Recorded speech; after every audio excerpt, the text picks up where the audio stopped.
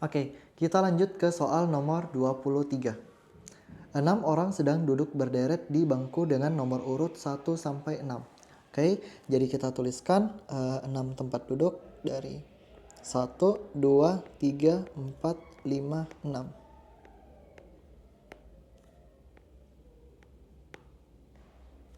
Oke. Emi duduk di kursi paling pinggir. Jordi duduk tepat di antara Tina dan Mirna. Emi dan Mirna duduk mengapit Shirley. Di samping Tina duduklah Dita. Nah, oke, informasi yang kita tahu adalah jika Emi duduk di kursi nomor 6. Emi duduk di kursi nomor 6. Siapakah yang berada di kursi urutan kedua dan keempat? Oke, kita cari informasi yang berhubungan dengan posisi tempat duduk Emi. Yaitu ini. Emi dan Mirna duduk mengapit Shirley. Artinya, karena Shirley yang diapit, Shirley duduk di urutan ke-5. Kemudian, Mirna duduk di urutan ke-4. Maka, pernyataan bahwa Emi dan Mirna duduk mengapit Shirley itu terpenuhi. Oke, lanjut. Oke, ini. Jordi duduk tepat di antara Tina dan Mirna. Oke, Jordi ini berada di tengah-tengah Tina dan Mirna. Artinya Jordi di urutan ketiga, kemudian Tina di urutan kedua. Maka pernyataan bahwa Jordi duduk tepat di antara Tina dan Mirna itu terpenuhi. Kemudian lanjut informasi ini. Di samping Tina duduklah Dita. Artinya Dita itu duduk di samping Tina. Nah, kemudian ketika kita baca ulang, Emi duduk di kursi paling pinggir. Oke, itu sudah terpenuhi ya. Jordi duduk tepat di antara Tina dan Mirna. Jordi duduk tepat di antara Tina dan Mirna. Itu juga sudah terpenuhi. Kemudian Emi dan Mirna itu duduk mengapit Shirley. Itu juga terpenuhi. Kemudian di samping Tina duduklah Dita. Oke, terpenuhi. Jadi siapakah yang berada di kursi urutan kedua dan keempat? Yaitu Tina dan Mirna. Berarti jawabannya opsi Bravo. Oke, kita lanjut ke soal nomor 24. Nah, di sini ada bilangan deret 4, 5, 2, 10, 8, 48, 51, 46, 32. Bagaimana polanya? Kalau kita melihat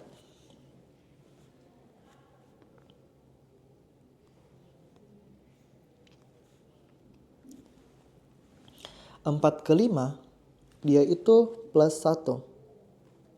Ini plus 1. Oke.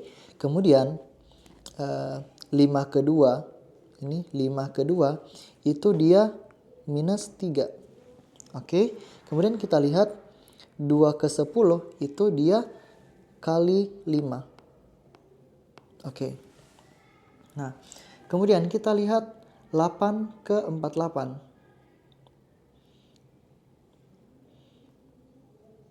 Itu dia kali 6.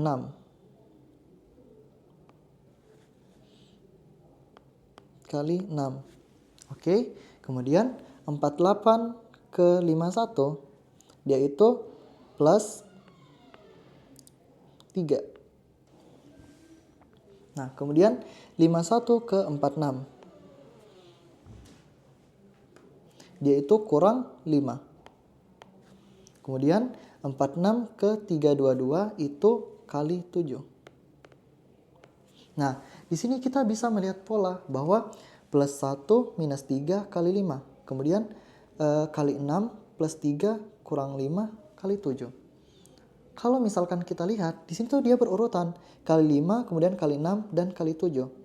Artinya di sini plus 1. Berarti di sini itu 10 ke sini itu artinya dia plus 2. Plus 2. Berapa? 10 plus 2 artinya dia 12. Kemudian 12 ke 8 ini dia itu kurang 4. Oke.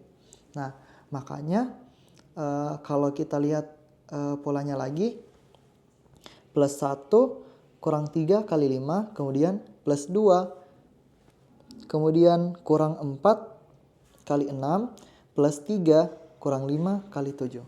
Makanya jawaban yang paling tepat adalah opsi error, yaitu 12. Oke, sekarang kita lanjut ke soal nomor 25. Jika A lebih besar daripada 0 dan B lebih kecil daripada 0, maka kita coba pakai nilai A itu sama dengan 1. Kemudian B lebih kecil daripada 0, artinya kita pakai B sama dengan minus 1.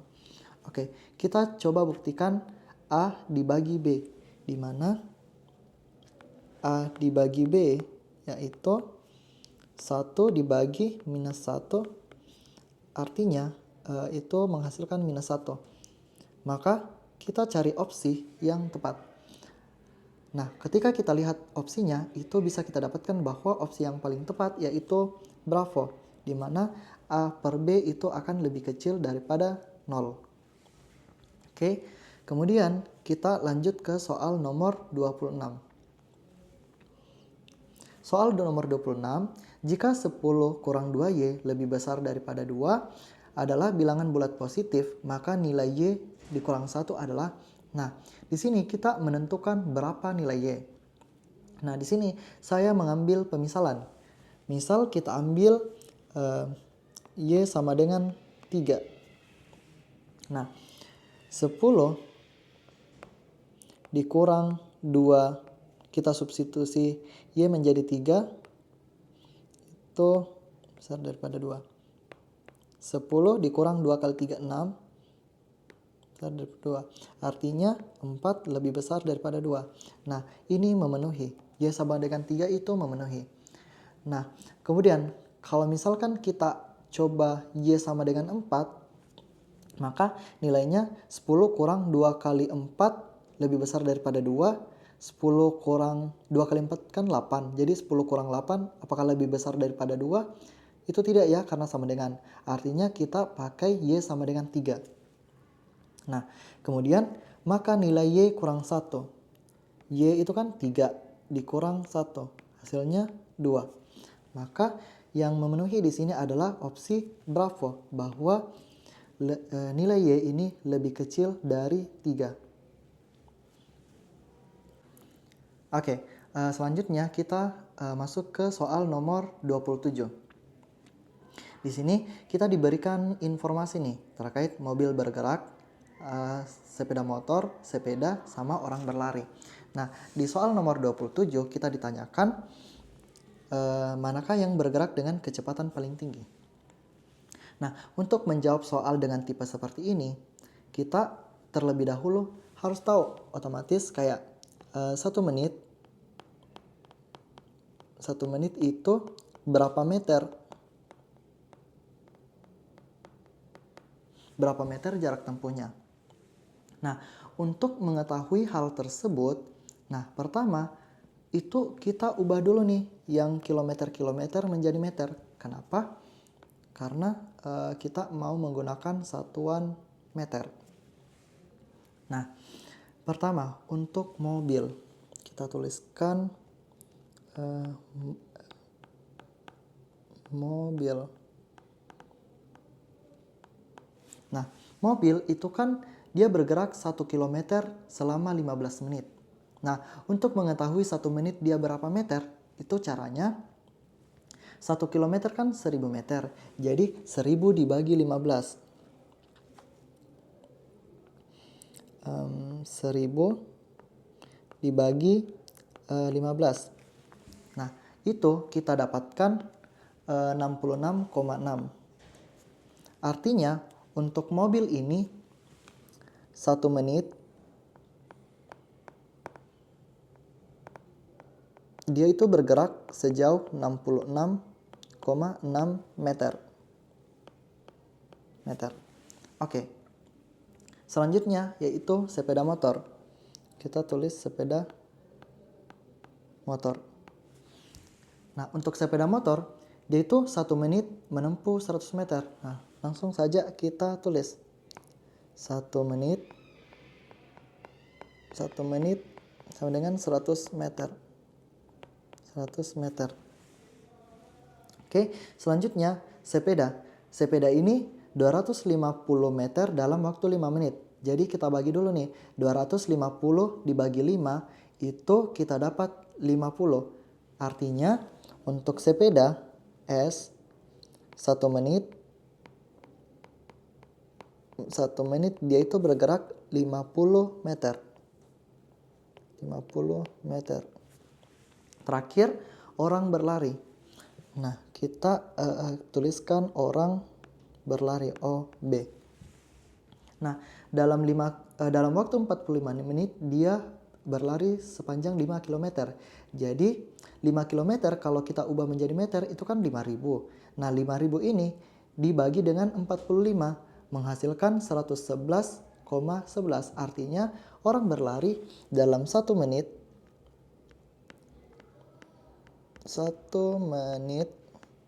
dia itu sejauh 111,11 meter. Nah, oke. Jadi kalau misalkan kita membaca soal nomor 27, manakah yang bergerak dengan kecepatan paling tinggi? Nah, bisa kita lihat bahwa kecepatan yang paling tinggi yaitu jarak tempuhnya yang paling jauh, yaitu orang berlari. Karena dalam 1 menit dia bisa menempuh 111,11 meter. Jadi jawaban untuk nomor 27 adalah opsi delta. Kemudian kita lanjut ke soal nomor 28. Nah, ini masih terkait dengan informasi sebelumnya. Nomor 28, berdasarkan informasi di atas, jika putra perlu mencapai suatu lokasi yang berjarak 1 km dalam waktu 20 menit, manakah yang akan putra pilih? Nah, untuk menjawab soal tipe ini, sama seperti tadi, kita ubah 1 km itu menjadi meter terlebih dahulu. Nah, 1 km itu kan sebanyak 1000 meter. 1000 meter. Nah, kemudian 1000 ini kita bagi dengan waktunya yang 20 menit. Jadi 1000 dibagi dengan 20 itu kita dapat 50. Nah, artinya kita cari informasi apa yang kecepatannya itu 50. Nah, di sini kita dapat sepeda yang 1 menit itu dia 50 meter. Artinya, jika putra perlu mencapai suatu lokasi yang berjarak 1 km dalam waktu tepat 20 menit, manakah yang akan putra pilih? Yaitu opsi Charlie, sepeda. Oke, sekarang kita lanjut ke soal nomor 29. Oke. Menurut penelitian, bermain game terlalu lama tidak baik bagi kesehatan. Semua orang yang sering bermain game di tengah malam akan kekurangan waktu tidurnya. Tidak ada orang yang kekurangan waktu tidurnya yang tidak mudah merasa lelah. Nah, jika Esa kekurangan waktu tidurnya, manakah pernyataan yang tepat? Oke, membahas terkait kekurangan waktu tidur itu dibahas dalam pernyataan ini bahwa tidak ada orang yang kekurangan waktu tidurnya yang tidak mudah merasa lelah. Artinya apa? Semua orang yang kekurangan tidur pasti mudah merasa lelah. Jadi, jika Esa kekurangan waktu tidurnya, maka jawaban yang paling tepat adalah Esa mudah merasa lelah. Itu Charlie. Oke, sekarang kita lanjut ke soal nomor 30. Oke.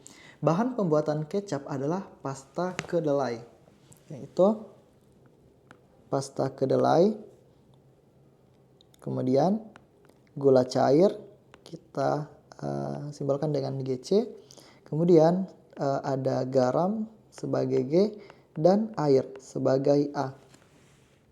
3 bahan pertama memiliki perbandingan berturut-turut 3:2:1. Nah, 3 bahan pertama yaitu pasta kedelai 3, kemudian gula cair 2, dan garam 1. Oke. Kemudian volume air adalah 25% dari volume gula cair. Oke, 25%. Kemudian lanjut, jika air yang digunakan adalah 2 liter, Nah, air ini 2 liter. Berapa volume pasta kedelai yang digunakan? Ini. Ketika volume air adalah 25% dari volume gula cair. Artinya, air ini 1/4 dari gula cair. Artinya, untuk mengetahui gula cair itu, kita mengalihkan volume air, yaitu 2 liter dikalikan dengan 4. Maka gula cair ini sebanyak 8. Kemudian, nah di sini kan garam dia itu 1. Maka 8 untuk mengetahui nilai dari garam, maka kita 8 dibagi 2. Itu menghasilkan 4. Artinya tiap satu satuan itu satu poin itu sama dengan 4 liter. Maka di sini untuk garam itu 4 dan untuk pasta kedelai kita tinggal kalikan 4 dikali 3, 12. Maka di sini jika air yang digunakan adalah 2 liter, berapa volume pasta kedelai yang digunakan? Nah, pasta kedelai yang digunakan adalah 12. Jadi opsi yang paling tepat adalah Charlie. Oke, jadi itulah pembahasan untuk tryout penalaran umum paket 2. Nah, sekian dan terima kasih. Wassalamualaikum warahmatullahi wabarakatuh.